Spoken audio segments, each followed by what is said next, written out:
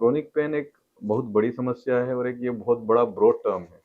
अगर इसमें हम समाहित करना चाहें तो हम उन सभी दर्द वाली कंडीशंस को समाहित कर सकते हैं जो 3 महीने से ज़्यादा तक किसी भी बीमार व्यक्ति को परेशानी दे रही है या किसी भी व्यक्ति को परेशानी देने वाला दर्द जो 3 महीने से ज़्यादा रहता है उसको हम क्रोनिक पेन में रख सकते हैं।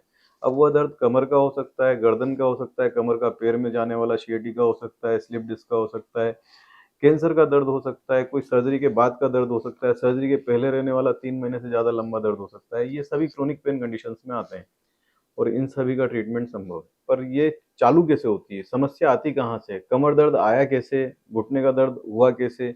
तो आज की जो लाइफ़स्टाइल है वो इसमें बड़ा रोल प्ले करती है। हमारा जो उठना, बैठना, चलना-फिरना जो जिस तरीके से होता है, लैक ऑफ एक्सरसाइज़ होती है, लगातार सिस्टम पे बैठ के अपन काम कर रहे होते हैं, नेक मसल्स वीक होती है, उनकी स्ट्रेंथनिंग पे अपन ध्यान नहीं देते हैं। तो उसके कारण से अंदर जो गादी होती है, रीढ़ की हड्डी जिस तरह से बनावट होती है, हड्डी गादी मिलके बनी होती है, कई सारी हड्डियाँ होती हैं जो गादी से जुड़ी होती है और इन गादियों की जो सप्लाई होती है, न्यूट्रिशन की सप्लाई होती है, वो वास्कुलर सप्लाई काफ़ी कम होती है कंपैरेटिवली बाकी स्ट्रक्चर्स के। तो इसको जो न्यूट्रिशन मिलता है, वो अपनी मूवमेंट से मिलता है और अगर ये मूवमेंट रिस्ट्रिक्ट होती है, तो ये गादी के कमज़ोर होने का ज़्यादा डर होता है और गादी के कमज़ोर होने के बाद इसके फटने की समस्या हो सकती है, इसके खिसकने की समस्या हो सकती है और ये समस्याएँ आगे किसी भी हद तक बढ़ सकती हैं।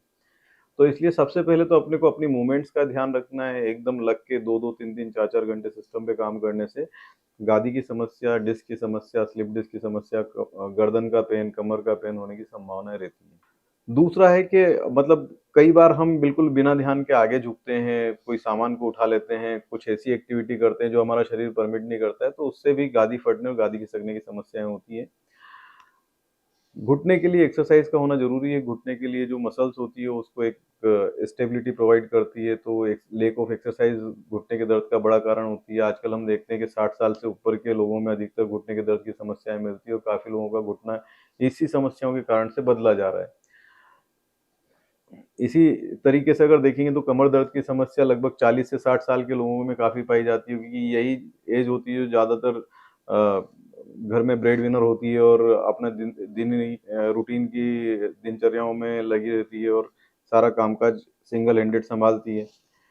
जनरली इस उम्र के लोगों को अपने शरीर की फ़िटनेस और एक्सरसाइज़ पे ध्यान देने की ज़्यादा ज़रूरत है। ये समस्याएँ जब किसी को भी दर्द संबंधी होती है, कमर की समस्या पैर में जा रही है, कोई बोलता है सियाटिका हो रहा है, मोहल्ले वाला बोलता है कि भई आप जाके वो फलाने आदमी से मसलवा लें, यहाँ फिज़ियोथेरेपी करवा लें, घर पे कुछ लोग दवा आपको दे देते हैं, कई बार आप ओवर द काउंटर मेडिसिन ले लेते हैं। तो इसमें मरीज़ को कभी ये कन्फ्यूज़न होता है कि एग्ज़ैक्टली मुझे डॉक्टर के पास कब जाना है? तो मैं कुछ चीज़ें आपको एकदम क्लियर बता रहा हूँ कि आपको डॉक्टर के पास कब जाना है और कब दौड़ के जाना है।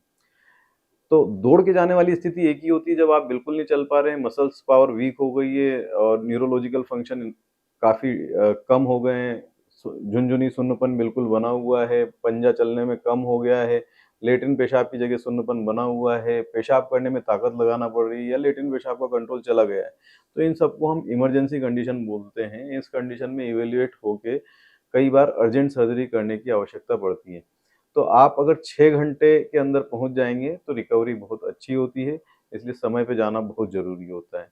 इसके अलावा भी कुछ कंडीशंस होती है जिसमें एक प्रॉपर कंसल्टेशन डॉक्टर के साथ हो जाना ज़रूरी होता है, जिससे कि ये समस्या आगे बढ़ने से रुक जाती है या ऐसी स्थिति में पहुँचने से रुक जाती है कि अपने को इमरजेंसी में अस्पताल या डॉक्टर के पास जाना पड़े। तो जब भी ये दर्द पैर में जा रहा है और अपने को किसी तरह की वीकनेस पैरों में फ़ील हो रही है या कोई परमानेंट झुनझुनी बनी हुई है, तो आप अपने पेन फिजिशियन, न्यूरो फिजिशियन जो संबंधित डॉक्टर है उससे जल्द से जल्द सलाह लें, ये बहुत ज़रूरी है।